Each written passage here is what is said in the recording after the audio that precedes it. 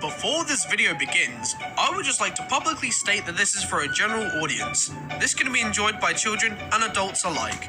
Children under the age of 13 can enjoy this video for the Thomas and Friends brand itself. Teens and adults can also enjoy this video for its production value and nostalgia. At night, when the other engines are tucked away in their sheds, you can still hear the faraway call of an engine's whistle and the clickety-clack of train wheels turning. This is the sound of the mail train. One train is pulled by Thomas and the other by Percy, as the loads are too heavy for one engine to do the work alone. The mail is loaded into freight cars at the harbors, and the engines pull their trains through the silent stations delivering their precious loads.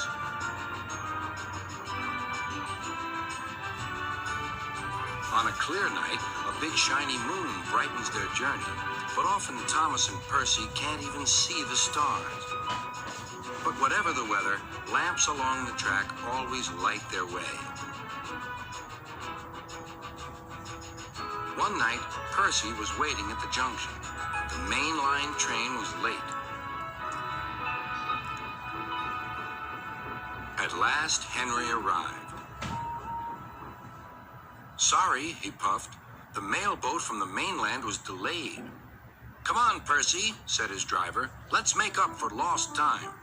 Percy puffed along as quickly as he could, but the sun was already rising as he finished his work. "Never mind," thought Percy.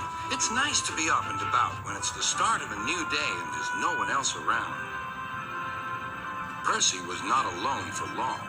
"Bother," said Percy. "It's that dizzy thing, Harold." "Good morning," whirred Harold. "I always said railways were out of date, but you're so slow with the mail. You should give everyone their stamps back." Percy was too tired to explain. "Bird brain," he muttered. "Good morning, Percy," called Duck. "You're up early this morning." "No, you're wrong," sighed Percy. "I'm back, tired and late." He rolled into the shed and fell asleep almost before his buffers touched the bar. His driver decided to set off early that evening. Thomas was waiting at the station. "Thank goodness I have a chance to speak to you. Driver says that the person in charge of the mail has complained to Sir Topham Hatt about the delay last night." "But that wasn't my fault," replied Percy. "I know," said Thomas, "and so does Sir Topham Hatt. But this mail person wouldn't listen. Tonight we'll just have to be quicker than ever before." The engines were just leaving when they heard a familiar buzzing. "I say, you two, there's news flying about." "Where?" puffed Percy crossly. "All over the place. They're going to scrap the mail train and use me instead. Wings work wonders, you know. Always." "Rubbish," huffed Thomas. That night, everything ran like clockwork. Thomas and Percy steamed through the stations, making good time everywhere they went.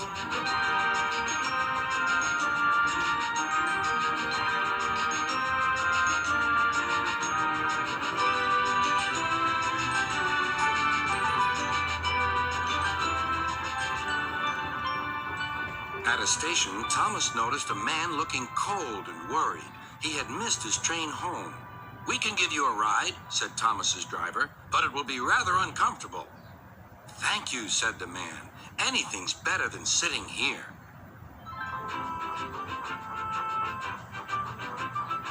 The next afternoon, Percy passed the airfield and saw Harold. "Hello, Lazy Wings. Are you too tired to fly today?" "The wind's too strong," grumbled Harold. "I've been grounded." "You need rails," laughed Percy. "They work wonders, you know. Always." That night, Sir Topham Hatt showed the two engines a letter. It was from the man who missed his train. "He thinks you are both splendid, and everyone says that the mail train is the pride of the line.